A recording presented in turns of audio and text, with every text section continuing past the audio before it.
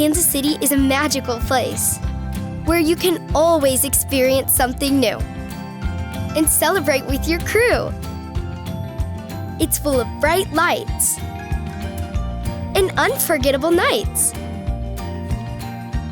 It's where dreams become real and love is passed down through your favorite meal. Thank you, Kansas City, for always having a place for us at your table. We're here with Coach Rider after Blue Valley Northwest took a 38-7 win over Shawnee Mission Northwest. Coach, great win. I thought your defense really set the tone in that first half. That your defensive line made a statement they weren't going to allow running up the middle. You kept them scoreless the first half. What were your thoughts coming into the game? I was so proud of our defense. They were disciplined tonight.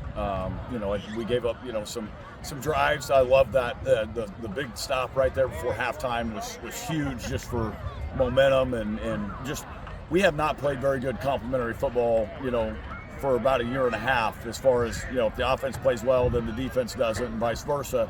And so it was just the defense kept us in it while we were trying to figure some things out offensively.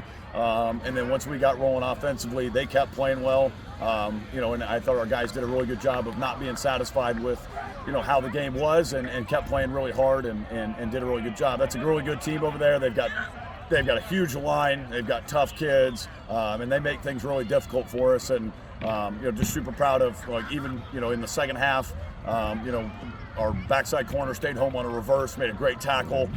Just those big plays that guys were staying disciplined on defense. And we have some injuries up front on defense right now, so we've been rotating a bunch of guys through, so a bunch of guys came in and contributed to that.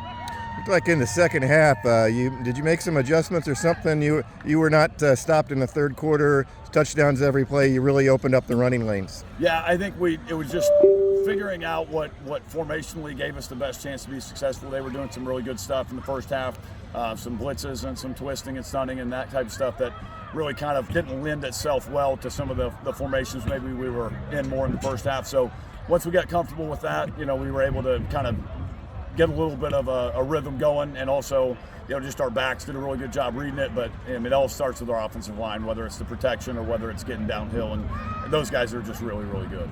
Off to a 2-0 start. What's that mean for your team?